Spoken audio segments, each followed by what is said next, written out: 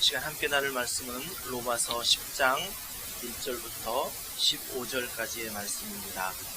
로마서 10장 1절부터 15절까지의 말씀, 저와 여러분이 한 절씩 교독하시겠습니다.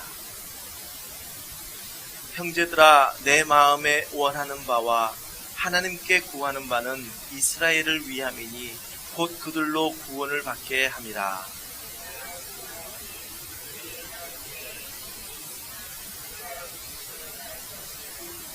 하나님의 의를 모르고 자기 의를 세우려고 힘써 하나님의 의에 복종하지 아니하였느니라.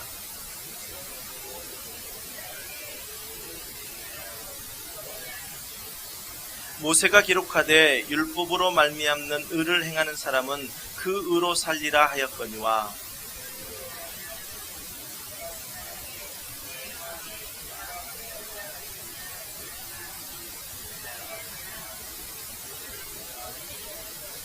혹은 누가 무정에게 내려가겠느냐 하지 말라 하니 내려가겠느냐 함은 그리스도를 죽은 자 가운데서 모셔 올리려는 것이라.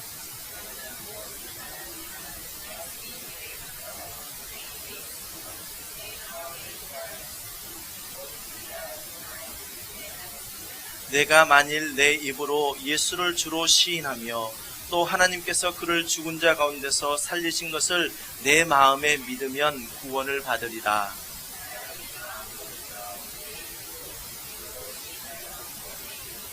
성경에 이르되 누구든지 그를 믿는 자는 부끄러움을 당하지 아니하리라 하니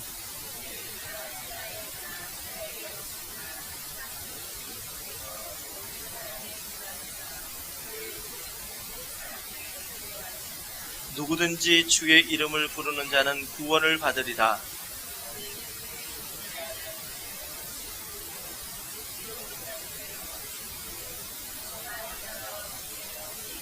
함께합니다. 보내심을 받지 아니하였으면 어찌 전파하리요. 기록된 바 아름답도다 좋은 소식을 전하는 자들의 발이여 함과 같으니라. 아멘. 한 주간 동안 평안하셨습니까? 오늘 말씀 가운데도 하나님이 부어주시는 놀라운 은혜가 가득하시기를 바랍니다. 우리는 로마서에서 가장 빛나는 보석과도 같은 로마서 8장을 통해서 온 우주를 창조하신 하나님께서 우리를 의롭다 하셨으니 누가 우리를 대적하겠습니까? 이제 우리는 더 이상 죄의 고발도 죄의 정죄도 받지 않아도 되는 당당한 하나님의 자녀가 되었습니다 라고 선포하였습니다. 그렇습니다. 하나님의 사랑은 크고 강력하여서 아무도 우리를 우리 주 그리스도 예수 안에 있는 하나님의 사랑에서 끊을 수 없습니다. 이제 우리가 이 믿음 가운데 또 이 믿음의 확신 가운데 서서 예배를 드리는 이 시간, 우리들에게 들려주시는 하나님의 말씀 속에서 우리의 사명이 발견되어 주시기를 주님의 이름으로 간절히 축원합니다. 지금 우리는요, 이 시대에 다시 들어야 할 복음을 이라는 이 주제를 가지고 로마서를 통해서 살펴보고 있습니다. 이제 8장을 마치고요, 9장을 넘어가겠습니다. 9장을 넘어가고 오늘 본문이 10장입니다. 그렇지만 이 10장 말씀을 전하면서 9장 말씀을 우리가 꼭 알아야 하는 부분이 있기 때문에 10장 말씀을 전하면서 9장과 비교해서 함께 말씀을 나누도록 하겠습니다. 오늘 이 로마서의 9장, 10장 그리고 이어지는 11장은요, 하나님께서 다루시고자 하는 이 구원의 문제에 있어서 굉장히 중요한 부분입니다.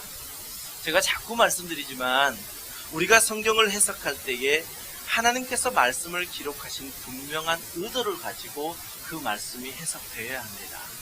그 말씀이 해석되어질 때에 하나님께서 우리에게 말씀하고자 하시는 그 말씀대로 말씀이 우리의 삶에 적용될 때 하나님께서 원하시는 삶으로 우리가 인도함 받을 수 있는 것입니다. 그렇지 않습니까? 거룩하신 하나님께서 기록한 그 의도대로 우리가 그 의도를 모르면서 자의로 성경을 내 마음대로 해석해서 내가 안위를 삼는다면 그것은 내 인간의 안위일 뿐이지 하나님께서 그 일을 역사해 가시는 것은 분명히 아닐 것입니다. 그런 의미에서요, 9장과 10장과 11장 굉장히 중요한 말씀이기 때문에 말씀을 놓치지 말고 저와 함께 잘 한번 나가보십시다. 그러면 오늘 우리가 읽었던 그 본문 가운데 하나님의 놀라운 비밀이 숨겨져 있는 것을 우리가 알 수 있습니다. 이 세 장 말씀을 간단히 요약해보면 이렇습니다. 하나님께서 구원하시고자 하셨던 대상은 이스라엘 백성이었습니다. 그런데 이스라엘 백성들이 타락함으로 인해서 이제 하나님께서는 선민 이스라엘 백성뿐만 아니라 하나님의 구원의 대상을 이방인에게까지 확대시켜 주셨습니다. 하나님의 이 결정은 결코 내가 이제 이스라엘 백성을 버리시겠다라는 것이 아닙니다. 하나님께서는 로마서 11장에서 말씀을 통해서 뭐라 말씀하시냐면 내가 이스라엘 백성을 사랑하는데 얼마나 사랑하느냐면 내가 이스라엘 백성을 시기나게 하려고 이방인들의 구원을 열어주었다라고까지 말씀하십니다. 그러니 이스라엘 백성을 하나님은 얼마나 사랑하신 것입니까? 결코 놓지 않을 백성이 이스라엘 백성입니다. 그러니 하나님의 이 결정이요 이스라엘 백성을 버리시겠다라는 것이 아니라 오히려 하나님께서는 여전히 택하신 그 이스라엘 백성에게 눈을 뗄 수가 없고 여전히 선민 그 이스라엘을 돌아오기를 간절히 원하고 계신다는 사실입니다. 구약시대에 하나님의 구속 사역은 이스라엘 백성이라고 말씀드렸습니다. 그런데 그 구속의 사역이 이스라엘의 모든 백성이 아니었습니다. 오직 진정한 약속의 자녀들에게 또 하나님께서 남은 자로 특별히 구분되었던 그 사람들에게 구원이 이루어졌습니다. 그리고 이제 구약시대가 지나고 신약시대에 들어오면서 이 구속사역을 완성시켜 주셨는데 바로 예수 그리스도를 땅에 보내주시면서 구속사역을 완성해 주셨습니다. 여러분 늘 말씀드리고 강조하는 것이지만 우리는 이미 구원을 받았습니다. 지금 우리는 구원을 받고 있습니다. 앞으로 우리는 구원을 이루어 갈 것입니다. 이 과정 속에 우리가 있습니다. 그렇습니다. 예수 그리스도가 이 땅에 오심으로 말미암아 구속 사역의 성취를 이루신 하나님께서는 이제 오순절 성령 강림을 통해서 이제 성령 하나님께서 이 시대를 주도해 가시는 이제 이 구속 사역을 주도해 가시는 일들을 우리는 지금 목도하고 있는 것입니다. 이렇게 9장과 10장, 11장 말씀 속에서요. 9장에서 강조하고 있는 것은 무엇이냐면 하나님의 주권입니다. 이스라엘의 불순종에도 불구하고 하나님은 주권적으로 작정하셔서 이스라엘의 그 택한 백성들을 구원하시겠다는 것입니다. 이스라엘이 아무리 자기들이 하나님을 멀리하고 예수 그리스도를 지금 믿지 않겠다라고 발버둥을 치고 있다 할지라도 하나님은 그 하나님의 구속에 작정하심으로 주권적인 작정으로 그 이스라엘 백성을 구원하시겠다라는 말씀이 9장에서 강하게 어필되고 있습니다. 그리고 이제 10장에 들어와서는 하나님의 구속을 이룬 우리 인간들의 책임에 대해서 이야기하고 있습니다. 이런 배경을 가지고 오늘 본문을 보면요. 저와 여러분이 과연 하나님의 주권적인 그러한 작정으로 말미암아 이 시대에 남은 자로 살아간다면 하나님께서는 반드시 우리에게 남은 자로서의 일들을 감당하게 하신다는 것입니다. 지난주에 말씀을 나누면서 누가 우리를 대적하겠느냐? 그 말씀에서 끝나는 것이 아닙니다. 아무도 우리를 대적할 자가 없다. 그리고 나서 우리에게는 분명한 사명이 있다는 것을 우리에게 말씀하십니다. 사도 바울은요, 오늘 10장 1절 말씀을 이렇게 시작합니다. 형제들아, 내 마음에 원하는 바와 하나님께 구하는 바는 이스라엘을 위함이니 곧 그들로 구원을 받게 하려 함이라. 아멘. 이 말씀 속에서 사도 바울이 자기 동족에 대해서 얼마나 애정을 가지고 있는지, 또한 그 애정 가운데 정말 애정이 지나쳐서 애통한 마음으로 그들을 바라보고 있는지 하는 감정을, 그 느낌을 우리는 볼 수 있습니다. 이미 9장에서도요, 사도 바울은 9장 3절에서 뭐라고 말씀하고 있냐면 3절 2절에서 이야기할 때 나에게 큰 근심이 있습니다. 그 큰 근심으로 말미암아 이제 내 마음에 그치지 않은 고통이 있는데 그것은 바로 이스라엘 백성들 때문입니다 라고 9장 3절에서 나의 형제 곧 골육의 친척을 위하여 내 자신이 저주를 받아 그리스도에게서 끊어질지라도 그것을 원하는 바라 라고 말씀하고 있습니다. 사도 바울이 자신이 저주를 받아서 그리스도에게 끊어진다는 사실이 얼마나 무서운 사실인지 몰랐기 때문에 그랬겠습니까? 아니요. 그만큼 자기 동족을 사랑했다라는 마음입니다. 그 심정을 지금 고백하고 있습니다. 이렇게 사도 바울은 이미 9장에서요, 이스라엘 백성들의 대부분이 불신앙 가운데 있어서 예수 그리스도를 알지 못하고 믿지 못하였지만, 그럼에도 불구하고 하나님께서는 여전히 남은 자를 남겨두시고 그 남은 자를 통해서 이스라엘 백성들을 구원하시고 또 그들을 통해서 하나님의 일을 하셨고 하실 것이다라고 하나님의 주권을 말씀하고 있습니다. 그렇습니다. 하나님의 주권적인 그 작정으로 말미암아 이스라엘 백성은 구원받았습니다. 그렇다면 우리가 신앙생활하면서 이쯤 되면 한 가지 질문이 떠올라야 됩니다. 하나님이 그렇게 작정하셔서 계획하심과 섭리하심으로 모든 구원을 이루어 가신다면 그러면 우리는 전도할 필요가 있습니까? 이 질문이 우리 가운데 생겨져야 된다는 것입니다. 그래야 다음 말씀 속에서 하나님이 어떻게 우리를 이끌어 가시는지 우리가 다시 한번 볼 수가 있습니다. 생각해 보십시오. 사도 바울이 9장에서 이야기했던 것이 하나님의 주권적입니다. 이스라엘 백성이 그렇게 타락했고 지금 예수 그리스도를 믿지 못하고 예수 그리스도를 배척하고 있다 하더라도 하나님은 결국 하나님 택한 자들을 하나님의 주권적인 작전 가운데 구원하시겠다는 것입니다. 그렇다면 우리가 왜 전도해야 하냐는 것이죠. 우리가 이 말씀 가운데 우리가 정말 집중해서 드려야 될 것은 우리 안에 주시는 하나님의 그 말씀으로 말미암아 우리에게 사명이 발전되기 때문에 그렇습니다. 하나님의 작정과 계획하심은 한치도 없이 다 이루어집니다. 그러나 하나님은 우리에게 주신 하나님의 그 열정과 하나님의 사명을 통해서 또한 그 일들을 이루어 가신다는 사실입니다. 사도 바울은 이렇게 9장에서 하나님의 작정과 계획하심을 강조하고 이제 10장에 넘어오면서 복음을 전하는 전도와 선교에 있어서도 인간의 책임에 대해서도 분명하게 말씀하고 있습니다. 이 문제를 조금 더 우리가 깊게 생각해 보기를 원합니다. 여러분 교회를 다니시면서 예수님은 한 분이신데 왜 이렇게 교단들이 많이 갈라져 있나라고 한 번 정도 생각해 보시지 않으셨습니까?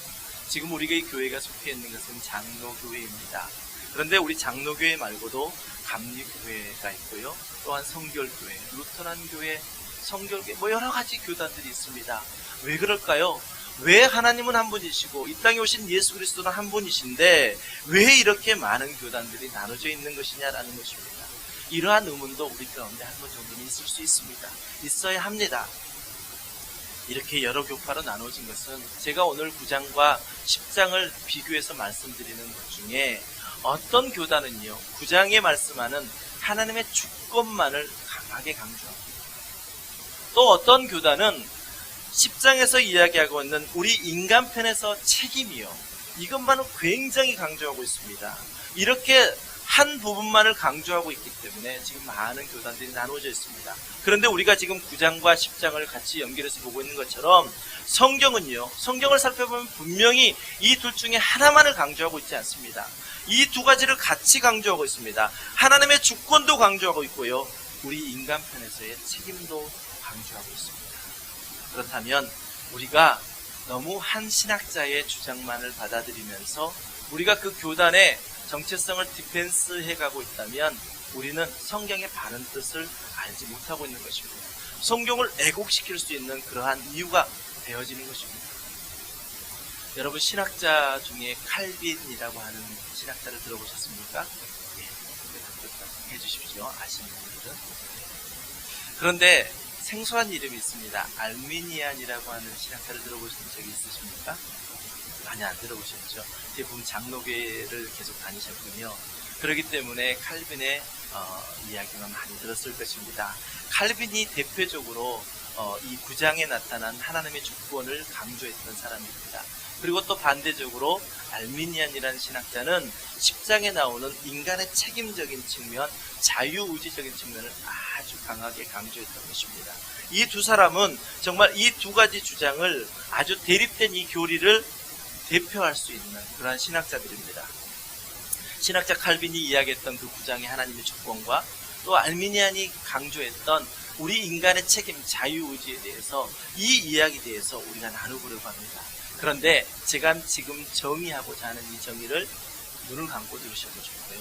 저를 쳐다보시지만 제가 읽어드릴 텐데 잘 한번 들어주십시오.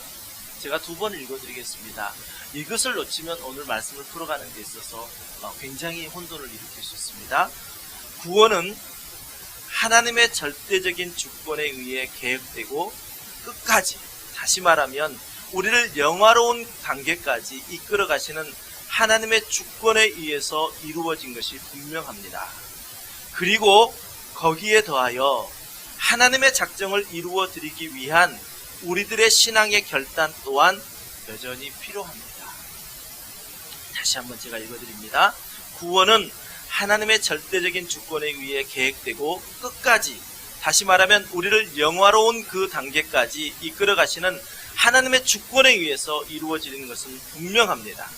그리고 거기에 더하여 하나님의 작정을 이루어 드리는 이 위해서 우리들의 신앙의 결단 또한 여전히 필요합니다. 이 말씀을 우리의 머릿속에 잘 넣으시고 이제 저랑 같이 말씀을 살펴보겠습니다. 왜 그렇습니까? 하나님께서 구원하시겠다고 이미 예정하신 그 백성들에게 복음을 전하는 방법이 필요한데, 복음을 전할 자가 필요한데, 하나님은 여전히 사도 바울과 같이 예수 그리스도의 부활하신 그 예수님께서 강권적으로 사도 바울을 만나주시는 경험도 있지만, 하나님께서는 저와 여러분을 동역자 삼으셨다는 것입니다. 이제 하나님께서 우리를 동역자 삼으시고 하나님께서 예정하시고 구원하시기로 하셨던 그 백성들을 이제는 우리와 함께, 여러분과 함께 동역함으로 하나님은 그 일을 이루어가기를 원하신다는 사실입니다. 그리고 모든 칭찬과 모든 상은 우리에게 다 돌려주시겠다는 사실입니다. 여러분, 멍에 아시죠? 멍에. 소가 일하기 위해서 쓰는 멍에요. 예수님께서도 나는 온유하고 겸손하니 너는 나에게 내 멍에를 메고 나에게서 배우라 라고 예수님께서 말씀하십니다. 그런데 이스라엘의 멍에는요, 이렇게 하나가 생겨있고 붙어있는 멍에가 있는데 조그만 멍에가 하나 붙어있습니다.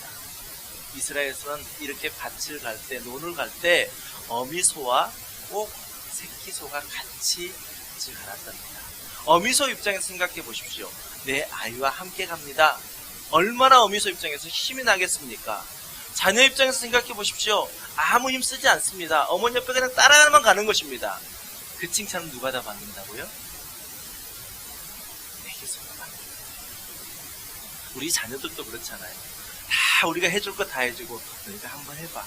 그래놓고 잘한다고, 우리 아이 천재라고, 얼마나 애가 잘하냐고 그 모든 상을 우리 아이에게 돌리지 않습니까? 그렇습니다. 하나님께서는 저와 여러분을 동역자 삼아주시고 이제 하나님께 계획하셨던 그 구속 사역을 이제 내가 너와 함께 하기를 원한다. 그러면서 모든 상을 저와 여러분에게 돌려주셨기 때문에 바로 하나님의 주권적으로 작정하셨던 그 구원을 이룬 우리 모두가 이제는 거기에 더하여 우리 안에 결단을 통하여 하나님과 함께 동역함으로 그 일들을 이뤄가기 때문에 우리에게는 이제 9장에 있었던 그 사건만이 아니라 10장에서 우리의 인간의 책임을 묻고 있는 이 사도 바울의 강력한 이 말씀 속에서 우리의 사명이 발견되어야 한다는 사실입니다. 여러분, 이 말씀을 통해서요, 우리가 복음을 맡은 자라면, 또 우리가 이제 복음을 전해야 할 사람이라면 과연 우리에게는 어떤 책임이 있는가 하는 말씀을 오늘 함께 나누기를 원합니다. 첫 번째는요, 복음에 대한 바른 지식을 가져야 할 책임이 저와 여러분에게 있습니다. 2절 말씀입니다. 우리 함께 읽겠습니다. 시작. 내가 증언하느니 그들이 하나님께 열심히 있으나 올바른 지식에 따른 것이 아니니라. 무엇을 말합니까? 그렇게 구원을 이루고 싶었던 자기의 동족, 또 이스라엘 백성들에게 복음에 대한 바른 지식이 없었기 때문에 그들은 이 땅에 오신 예수 그리스도를 보았지만 그들의 눈으로는 볼 수 있는 눈이 열리지가 않았다는 것을 애통해하고 있는 사도 바울의 심정입니다. 생각해 보십시오. 이스라엘 백성들의 하나님을 향한 종교적인 열심은 얼마나 무서웠습니까? 지금도 하나님에 대한 종교적인 열심은 탁월합니다. 사도 바울만 보십시오. 사도 바울이 변하기 이전에 하나님을 향한 열심이 얼마나 컸냐면 하나님을 반대한다고 생각하는 예수 그리스도를 믿는 사람들을 다 옥에 가두어 그들을 죽이를 만큼 하나님을 향한 열정이 있었습니다. 그런데 그 열심이 바른 것이었습니까? 결코 그렇지 않습니다. 여러분, 우리에게 주신 그 열심이요, 참 중요합니다. 우리에게 주신 그 열정이 정말 꼭 필요합니다. 그런데 우리가 우리에게 있는 열심과 참된 믿음의 행동과는 혼동해서 안 된다는 사실입니다. 사도 바울은 자기 자신의 옛 모습과 같이 이 땅에 오신 메시아 예수 그리스도를 아는 지식이 없어 잘못된 열심에 빠져있는 자신의 동족을 안타까워하면서 3절에서 이렇게 결론 짓습니다. 하나님의 의를 모르고 자기 일을 세우려고 힘써 하나님의 의에 복종하지 아니하였다. 이것이 사도 바울이 내린 자기 동족을 향한 그런 마음입니다. 그렇습니다. 알지 못하니 그분을 따라갈 수가 없지 않습니까? 그분을 따를 수가 없으니 그분의 말씀을 들을 수가 없습니다. 그분의 말씀을 들을 수 없으니 그 안에 믿음이 생겨날 수 없죠. 그렇습니다. 우매해버리면요, 알지 못하면요, 그분을 따라갈 수가 없습니다. 여러분, 우리 신앙생활 가운데 자기가 자기를 확신하는 자기 자신의 의가 중심이 되어버린다면 우리 신앙생활은 실패하는 것입니다. 그렇다면 우리 신앙생활의 중심이 되어야 되는 것은 무엇이냐? 바로 하나님 중심입니다. 그래서 신본주의가 우리 신앙 가운데 가득해야 합니다. 때로는 바보 같은 모습, 내 의지가 없는 것 같은, 아니 저 사람은 도대체 자기 의지가 없는 거야? 끄떡하면 하나님이 말씀하셨다라고 하고 그 말씀에 순종하는 모습을 보면 사람들이 볼 때 답답한 모습과 같은 그러한 모습이 우리 신앙생활 가운데 중심이 되어질 때 진정 하나님이 원하시는 삶을 살아갈 수 있습니다. 그것이 바로 하나님 중심이고 신본 중심주의입니다. 우리가 결코 배격해야 할 것은 인본주의고 교회 안에서는 민주주의가 있어서는 안 됩니다. 오직 신본주의입니다. 하나님 중심으로 나가야 합니다. 그러한 관점에서 우리가 구원을 얻기 위해서 알아야 할 참된 지식은 진리를 망각한 채 열심에만 빠져있는 나를 발견하고 구원은 하나님의 은혜로만 이루어졌다라는 그 진리 안에서 이제 말씀을 따라 열매를 맺어갈 수 있다는 그 사실을 우리가 깨닫고 열매 맺는 일에 집중하여 달려갈 수 있다면 우리는 구원에 대한 바른 지식을 알아가는 것입니다. 여러분, 우리가 하나님을 아는 바른 지식이 있을 때에 우리는 하나님의 구원에 가까이 더 갈 수 있고요. 그리고 우리에게 하나님을 아는 바른 지식이 있을 때에 내가 얻은 그 구원이 얼마나 크고 놀라운 사실인지를 우리는 알게 됩니다. 결코 율법이 아닙니다. 그런데 잘못된 열심과 잘못된 지식에 빠져있는 사람들은 어리석은 구약의 이스라엘 백성들과 같이 하자, 하지 말자, 하라, 하지 말라 라는 이 율법에 의해서 자신이 구원을 얻으려고 한다는 것입니다. 그것 때문에 하나님께 인정받으려 한다는 것입니다. 그러나 그 어떤 인간이 하라, 하지 말라라는 그 율법을 지켜서 하나님 앞에 의롭다함을 받을 자는 세상에 아무도 없습니다. 만약 그럴 수 있었다면 예수님께서는 이 땅에 오실 필요가 없었고요. 만약 그럴 수 있었다면 예수님께서는 처참하게 십자가에 죽으실 필요가 없으셨습니다. 하나님은 인간을 불쌍히 여기셔서 그 모든 율법의 요구를 인간들에게 속량하시기 위하여 이제는 이 땅 가운데 인간의 몸으로 오셔서 그 모든 일을 이루셨습니다. 4절 말씀입니다. 우리 4절 말씀 함께 읽겠습니다. 시작. 그리스도는 모든 믿는 자에게 의를 이루기 위하여 율법의 마침이 되시니라. 아멘. 그렇습니다. 오직 구원은 이 율법을 지키려고 하는 우리의 행위를 통해서 이루어지는 것이 아니라 이 땅에 오신 예수 그리스도, 율법이 마침이 되어 주셨던 예수 그리스도를 믿음으로 말미암아 우리는 가능합니다. 그 예수님이 땅에 오셨습니다. 그러나 유대인들은 예수님을 기다리고 있었지만 이미 오신 예수 그리스도를 볼 수 있는 눈이 없었습니다. 우리 6절 말씀과 7절 말씀을 한번 보십시오.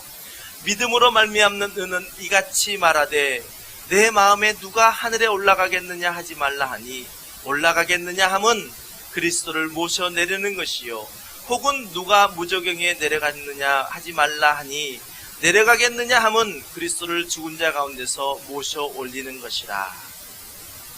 이해되십니까? 잘 이해되시죠? 이 말씀은 바로 이것입니다. 우리가 어떻게 하면 그리스도를 만날 수 있습니까? 그리스도를 만나기 위해서 우리가 하늘로 올라갈까요? 아니면 저 깊은 땅 속에서 우리가 그리스도를 만날까요? 그렇지 않습니다. 그분 그리스도는 지금 이미 이 땅에 와서 우리 속에 살아계십니다. 이미 오셨다는 것입니다. 그래서 8절에 말씀합니다. 그러면 무엇을 말하느냐? 말씀이 내게 가까워 내 입에 있으며 내 마음에 있다 하였으니 곧 우리가 전파하는 믿음의 말씀이라. 하나님의 말씀은요, 하나님의 말씀을 통해서 주시는 그 교훈은 결코 멀리 있지 않습니다. 우리가 지킬 수 없을 만큼 멀리 있는 것이 아니라 날마다 이 말씀 가운데 하나님이 우리에게 사랑한다 말씀하시며 우리에게 주셨던 그 말씀 하나하나가 이 말씀을 통해서 우리에게 고백할 수 있도록 말씀을 주셨습니다. 그러니 얼마나 말씀이 우리에게 가까이 있는 것입니까? 살아계신 예수 그리스도께서 이 말씀을 통하여 우리에게 말씀하시고 지금도 살아 역사하셔서 우리를 이끌어 가신다면 이 말씀은 결코 멀리 있는 것이 아닙니다. 우리 가운데 있습니다. 그러니 날마다 우리가 말씀을 가까이에서 말씀을 아는 바른 지식이 있을 때에, 그럴 때에 바로 우리는 믿음이 날마다 가까워지고 우리의 구원의 일들이 이제 하나하나 완성되어져 갈 것입니다. 그렇습니다. 우리의 구원이 참된 구원이 되기 위해서는 복음의 정확한 지식, 말씀이 더욱더 깊이 있는 지식이 우리 가운데 필요합니다. 그리고 두 번째는요, 복음을 맡은 저와 여러분이 복음을 전하기 위해서 우리가 해야 할 책임이 있습니다. 첫 번째, 말씀을 알아야 하는 데 있습니다. 그런데 그 말씀을 아는 데서만 머무르시면 안 됩니다. 이제 그 말씀을 마음으로 믿어 입으로 시인하는 그 단계까지 나가야 할 책임이 우리 가운데 있습니다. 하나님의 말씀을 바로 아는 지식이 있다면 우리는 가장 먼저 예수님은 나의 주님이십니다, 또 나의 구주가 되십니다 라고 고백할 수 있을 것입니다. 그런데 너무나도 무서운 사실은요, 이 사실을 믿지도 않으면서 충분히 입으로 고백할 수 있다는 사실입니다. 이것이 우리 신앙의 딜레마가 있습니다. 안타까운 모습이 있습니다. 야고보서 2장에 보면요, 야고보 사도는 1절에서 내 형제들아, 영광의 주 곧 우리 주 예수 그리스도에 대한 믿음을 너희가 가졌으니 사람을 차별하여 대하지 말라 라고 이렇게 책망하면서 19절에서 내가 하나님은 한 분이신 줄 믿느냐? 잘하는도다. 귀신들도 믿고 떠는다 라고 말씀하고 있습니다. 어떻게 이런 일이 가능합니까? 어떻게 믿음도 없는데 예수님은 나의 주님이십니다, 나의 구원자이십니다 고백할 수 있습니까? 그것은 바로 종교적 모방에 의해서, 우리가 많은 교회 생활 가운데 그 환경에 익숙해지다 보면 내 안에 믿음도 없으면서 그 일들을 고백할 수 있는 그러한 영적 가면을 쓸 수 있다는 사실입니다. 여러분, 이 영적 가면은 얼마나 무서운 일인지 모릅니다. 우리가 신앙생활하면서 나와 주님과의 관계가 정립되어지도 않으면서 내 안에 그 믿음이 입으로 시인되어지지도 않으면서 내 마음에 믿어지지도 않으면서 그렇게 영적 가면을 쓰고 신앙생활하고 있다면 이 시간 주의 말씀을 청종하십시오.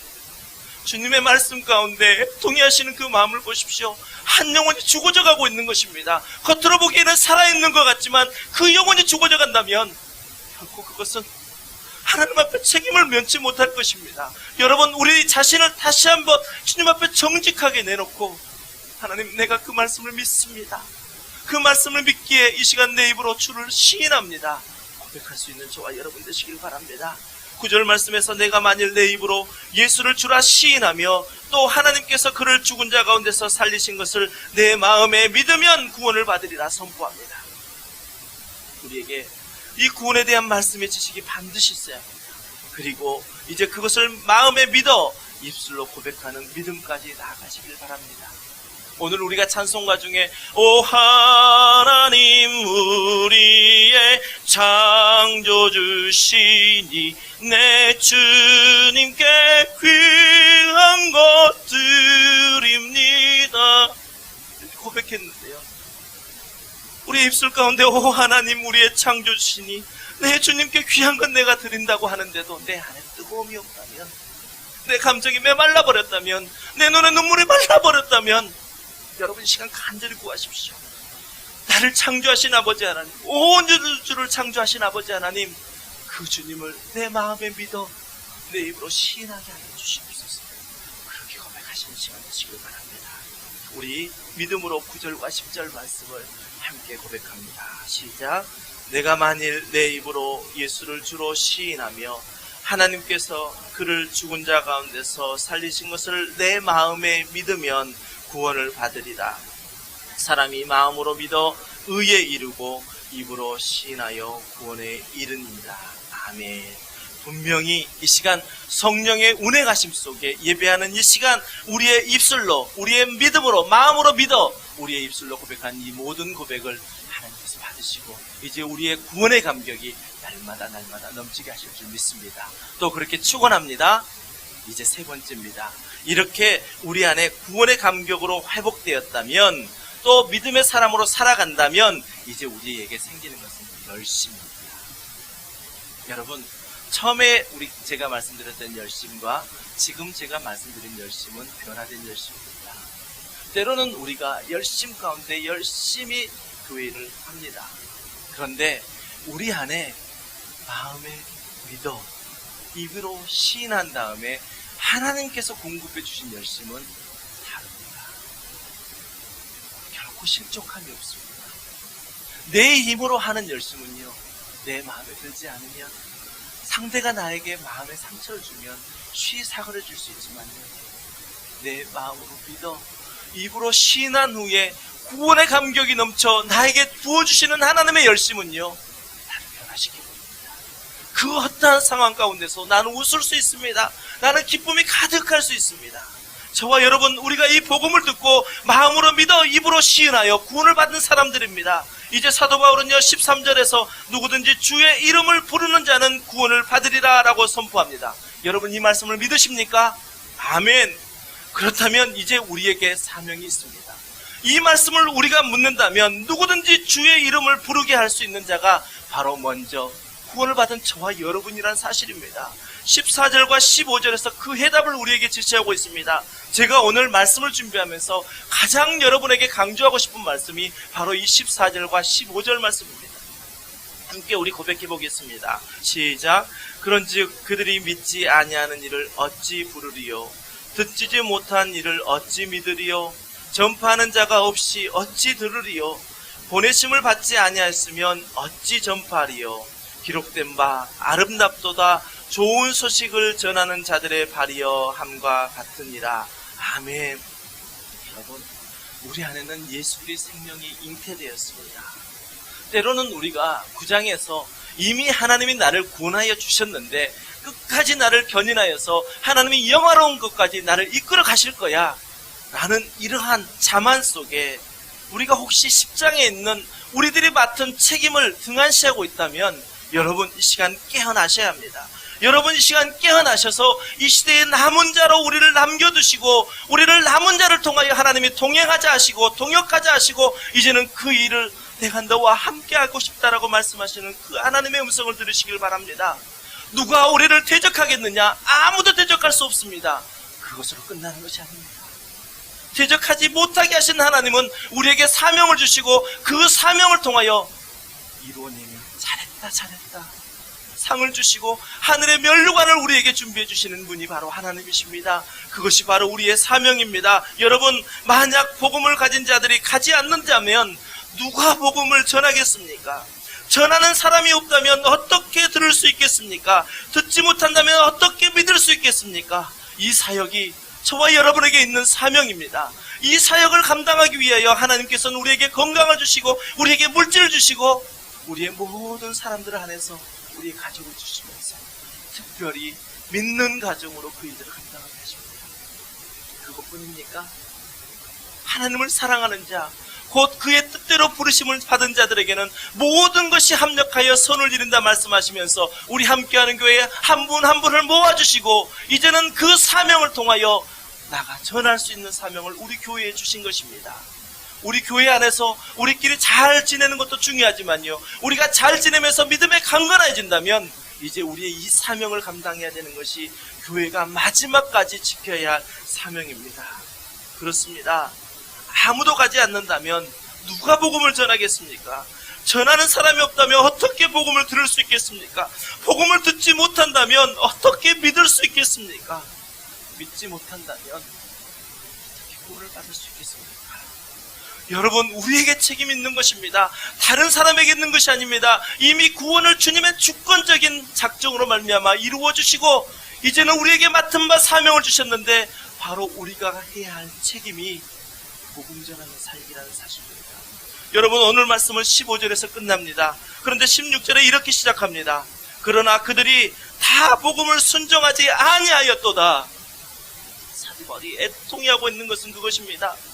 복음을 전하였는데 이스라엘 백성, 내 동족 이스라엘 백성들은 그것을 듣지 못하고 어두운 가운데 귀를 막고 눈을 감고 예수 그리스도를 보지 못하는 그 안타까움 속에 있지만, 그러나 복음이 신겨졌으니 또 하나님의 주권적인 그 역사가 있으니 이제 나는 하나님이 나를 부르신 대로 이방인을 향해 가겠다라고 말씀합니다.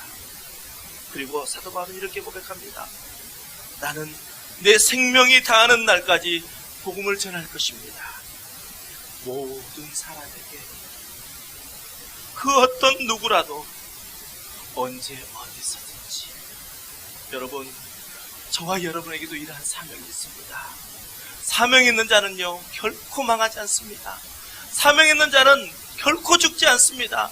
사명 있는 자는요 어떠한 상황 가운데서도 하나님이 힘주시고 능력 주셔서 그 사명을 감당하게 하십니다. 여러분, 이 시간 사명이 회복되어서 사명자로 서시길 바랍니다. 그래서 하나님께서 주신 은혜로 말미암아 끝까지 복음을 전하는 아름다운 발이 되시기를 주님의 이름으로 간절히 축원합니다. 이것이 바로 우리에게 있는 사명입니다.